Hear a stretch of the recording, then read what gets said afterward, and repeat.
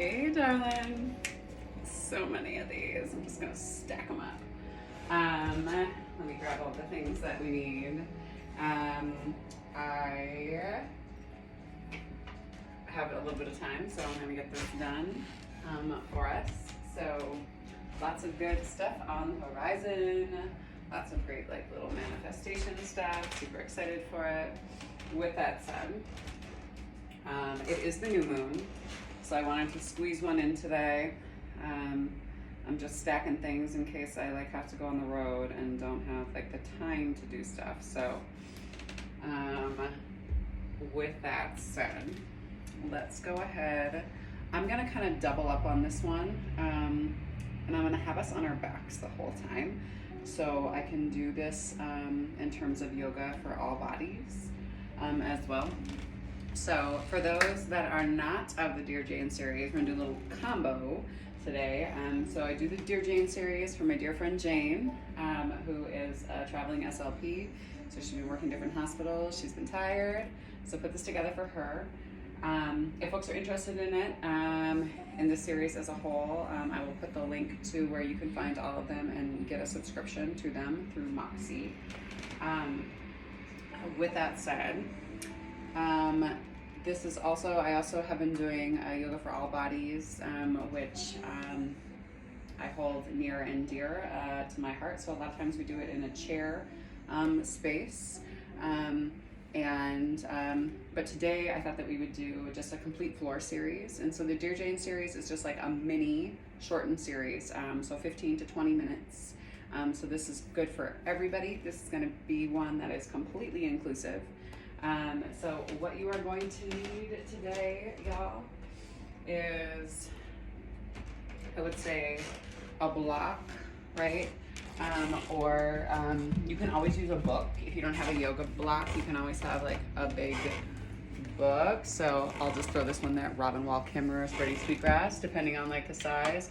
Also great book if you want something a little bit heavier, SOS, Calling All Black People, written by John H. Bracey and Sonia Sanchez and James Smitherhurst, all out of UMass Amherst. Things to consider, weight of books and whatnot. So let's go ahead and come down onto our backs completely. We always come into our practice from a space of gratitude. So we'll start off in a Shavasana today. Laying down on our backs. Arms can spread really wide if you want to. Legs can come out to the side. Toes can flop out to the side. But breathing into the belly. Inhaling and exhaling. Coming into this space. So allowing this to be a little bit more of a meditation space. And I think in terms of today being the new moon, I'm not going to do a whole lot of movement stuff today, some more meditation. So just coming into a space where we are allowing ourselves to listen. So first listening to our breath and checking in with our bodies. My default guide to the Yoga Sutras is a translation of the Yoga Sutras by Nishala Joy Devi. It's called The Secret Power of Yoga, a women's guide to the heart and spirit of the Yoga Sutras. I really like it in terms of a breakdown piece of it. It's a little bit more heart-led than mind-driven. I teach over at the university, and this week we've been going through some of the yamas. So on Monday we talked about tapas. And today we talked about Svadhyaya, which is, in this book, it is kind of broken down as the sacred study of the divine through scripture, nature, introspection, which guides us to the Supreme Self. And I would say that inner light, that space of love and peace within ourselves. So thinking about breathing in through the nose, nice deep inhale. And exhale. Again, big inhale. And exhale.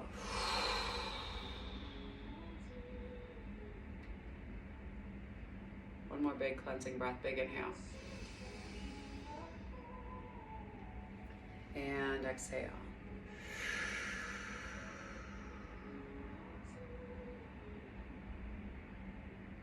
Come all the way to the end of the breath. If you'd rather be sitting up than lying down, you always have that option. But allowing your breath to kind of just hold you here in space. Breathing in through the nose and exhaling through the mouth. Give gratitude to the moon, to the sun, to this earth. Always reminding ourselves that we live in a space of abundance, that there is more than enough, that we as human beings just need to get better about sharing. Coming back to what Robin Wall Kimmerer speaks about in her book, and which is within Indigenous practice around the honorable harvest. I encourage everybody to pick up the book in order to get a little bit more insight into it or to look it up. But I would say pick up the book and read the whole book and support her as an author and an Indigenous woman. Also giving gratitude for Indigenous people. So here in Missoula, Salish, the Kootenai, and the Blackfeet tribes, please look up who is on the lands, or who is of the lands. You are on the lands, but who is of the lands that you are seated upon. We give gratitude for this practice of yoga and for Black and Brown people, as they are the original creators of this practice, and understanding what that means in terms of operating from a space of love action, and also, which is also known as nonviolence, right? In terms of this movement, from a space of non-greed, which is a space of giving, right? Or going back to the honorable harvest in terms of when we take, what is the reciprocity that is involved within that. Also looking at how it is that we give back for what we, as if you're a white-bodied person, what we have taken. Also looking at a space from honesty and truthfulness and balance and moderation in our lives. And I feel like I'm forgetting one, but right, coming back to the root, the yamas. But looking at this space of supreme self, right, and coming to scripture and study. Understanding that all of this is yoga. Again, nice deep inhale. And exhale. One more time, big inhale. And exhale. I'm going to read right from this book. So Adhyaha guides us to know ourselves through outward observation and inner reflection. Often we experience an incomprehensible phenomenon, either in nature or within our minds and hearts. If we're unable to understand it intuitively, we seek external sources. If, for example, we seek understanding of the movements of the tides or the cycles of the moon, we may consult an astronomer, conduct a thorough investigation of how gravity works. However, if seeking a spiritual understanding, finding an outside source becomes a more delicate matter. It may take days, weeks, or longer to find a holy book or a teacher or a counselor to assuage doubts or endorse experiences. Why is it we're able to learn so much from some people and have some great difficulty learning from others? Is it their ability to quote great teachings or the grace they exude that transports us to the depth of understanding and perhaps something still deeper? One such teacher, a revered and noble rabbi, had breathed his last breath, leading the congregation in soulful mourning. An outsider became curious about this esteemed rabbi who drew such veneration in his death. He began interviewing a few of the close disciples who were blessed to study with the rabbi. The refrains were varied and vague. I cannot exactly say how he inspired me. We learned the teachings through his discourse, but more was transmitted by the way he lived his life. He was very humble. He was a very humble man. One disciple sitting off by himself, his eyes brimming with tears, whispered softly, "I used to love to watch the way with great reverence he took off his shoes." Study brings us wisdom. Wisdom brings us life. Rabbi Hillel. We tend to revere book learnings in these times, or I would say social media or online, overstuffing our minds with all kinds of information. If you read one issue of the Sunday New York Times cover to cover, you've exposed yourself to more information than the average person 100 years ago. That the average person 100 years ago read during his or her lifetime. We often forget that observing natural occurrences has many important discoveries. Alexander Fleming's curiosity led him to study a simple mold, offensive to most, making the intuitive leap that these microorganisms could miraculously cure infection. Commonly known as penicillin, the microspores became the panacea that saved millions of lives. Many theories may be correct and accurate today, but tomorrow, with new discoveries and advancement, these truths of yesterday may be discounted. What happens to our beliefs in the first theory? Is it shaken? The mind wants to switch to the new hypothesis, but how quickly are we able to change? Several hundred years ago, a few noble scientists, including Giordano Bruno, proclaimed that the Earth was not the center of the planetary system, let alone the universe. The repercussions were uproarious, and the theory was considered blasphemous. It was a well-known fact at that time that the sun, as well as the other planets, orbited around the Earth. The outraged church declared the discovery to be heresy, and Bruno, a prominent astronomer, a seer, and a speaker of truth, was burned at the stake. Later, Galileo corroborated Bruno's theory and was sentenced to house arrest for the remainder of his life. Today, the knowledge that the Earth revolves around the sun is a straightforward observation. We even call it the solar system. A statement of fact, but at that time, the opposite was considered truth. We all agree that the Earth revolves around the sun, yet we continue to use archaic language. What words do you use to describe when you observe dawn and dusk? Do you say the sun rises in the morning and sets in the evening? Most people do. Yet we just clearly established that the sun does not revolve around us. So how could it rise and set? Even with correct knowledge, we are slow to change our consciousness, our metaphors, and our language. Always be willing for your concept of reality to change your consciousness. Change as your consciousness brightens. A sacred study of the divine through scripture, nature, and introspection guides us to the Supreme Self. Take a nice deep inhale. If you're on your back, stretch your arms out to the sides, open up through the chest, maybe stretch your arms out behind you. Open your body up to more truth that's in this world as you exhale, letting go of fallacy, beliefs, things that we tell ourselves about ourselves that are not true. Nice deep inhale. And exhale.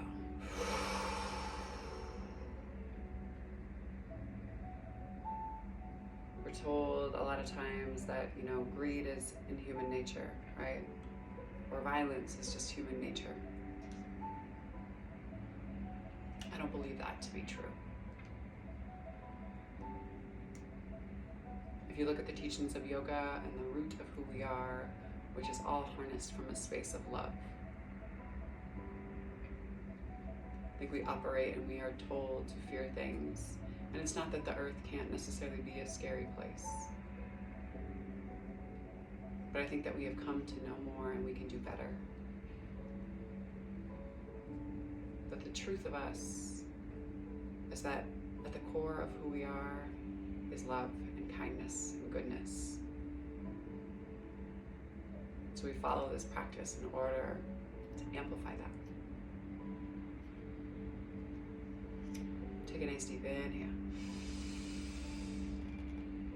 On your exhale, if you're on your back, you can go ahead and roll yourself over to your side, over into a fetal position, and then slowly press yourself up into a simple seat. If you're in a simple seat, maybe you rock back and just change up the cross of the legs. If you are on your back and you are staying on your back, okay, we're gonna slowly walk our fingers out in front of us. If that is not an option for you, in terms of being on your back, you can always draw your feet or your legs up high, holding on and hugging legs into chest. If that's not an option in terms of using your arms, just try to use the core to pull the forehead down to meet the chest. If you're in a seat, walk the fingers out in front of you, pulling your chin in towards your chest and letting the forehead come down to the mat. Breathe into the back body, exhale. One more time, big inhale. Exhale slowly, walk the hands back towards you. Draw the chest up, pull the shoulders down and back. If you're on the ground, maybe you shift the head back and forth side to side. Maybe you take the head in a couple of rotations.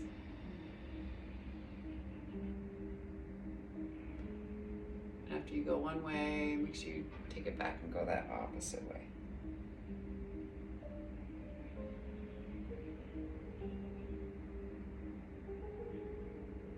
Slowly bring yourself back to center. Inhale, arms high. If you're on your back, arms stretch again, and then exhale, press hands down to your sides. Go ahead and slowly rock the head over to one shoulder. Breathe here, super gentle, y'all. Exhale, move the head through center. Right? Opening up through our ears, the sides of our neck, right? So we can hear truth more. So we can speak truth more. Big inhale. Exhale. Tuck the chin down towards the chest. Create a big compression here. It's uncomfortable. Big inhale.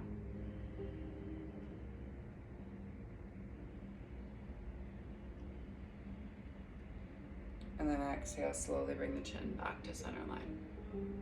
If you're seated, come down onto your back. If you're on your back, stay on your back. If you have the use of your legs, you can take your strap or your infinity scarf or a towel and wrap it around the sole of the foot. And then go ahead and walk up the strap. Nice deep inhale. Exhale, maybe you let the leg drop over to that opposite side. It's a little bit of movement, opening up through center line. And then slowly letting it drop over that opposite side. You can let your whole hip kind of rock over and stack as you flex through the foot. Big inhale. Exhale, bring yourself back to center, and then maybe walk up the strap one more time. Big inhale. That left leg is cemented down to the earth, trying to press down through the back part of the calf. And then slowly let the leg move and drift all the way down to the end of the mat.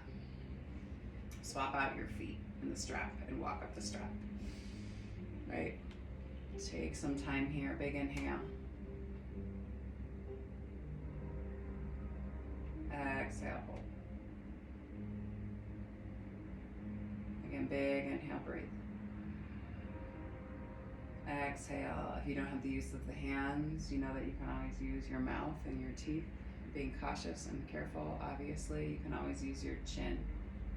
Infinity scarves are awesome for this, right? There's options. Slowly let the leg drift over to the left-hand side, opening up to the front part of the groin, the inside of the thigh. Big inhale. And then exhale, slowly let the leg shift back through center line. Flex the toes, same thing on that opposite side. Let the leg shift over. You can let that left hip rock over the right. Twisting through the spine. Nice deep inhale.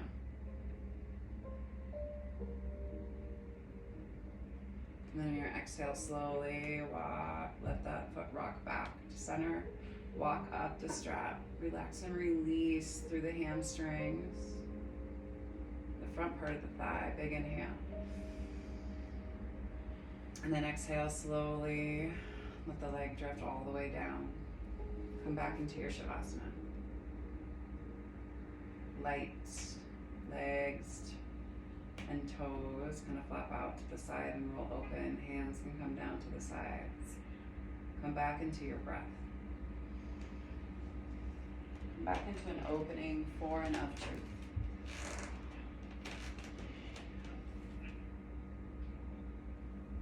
Manifesting within your body.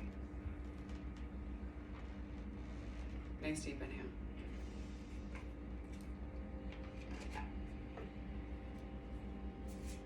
And exhale. And a little card reading from the Priestess of Light, Sandra Ann Taylor and Kimberly Weber.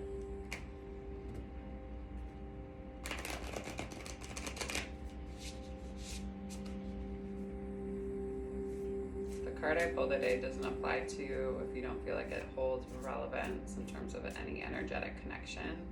That's totally fine, right? If something resonates and sits on your heart, sit with it for a little bit.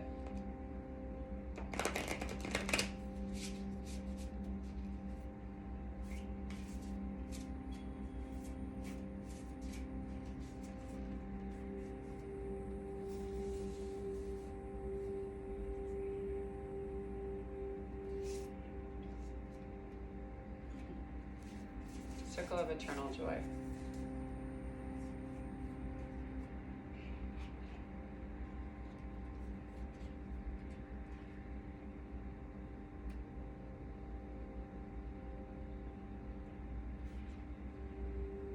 The Dove of Spirit brings a blissful feeling of anticipation to the Priestess of Dance.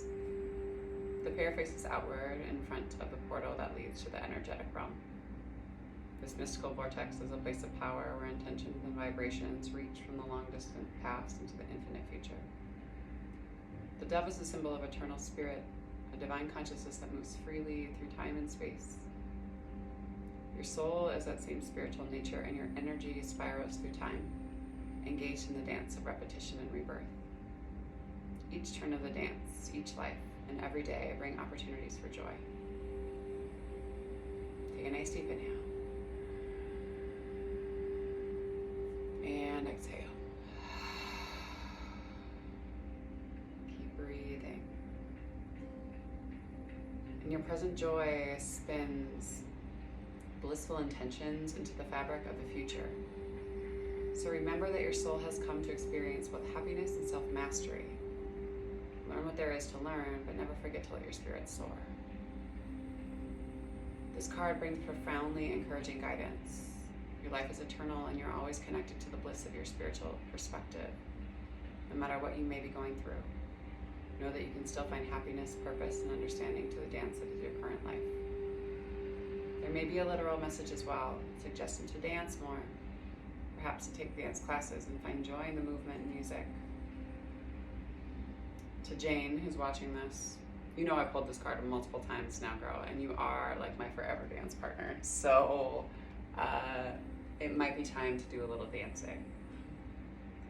There might also be a party coming up, or maybe even a wedding for someone you know. Remember to find your bliss in the little moments, and let yourself dance, laugh, sing, and enjoy. Affirmation: I live in a vortex of joyous energy. I listen to the beautiful music of my life and the dance to my soul's sweet songs. Take a nice deep inhale. And exhale.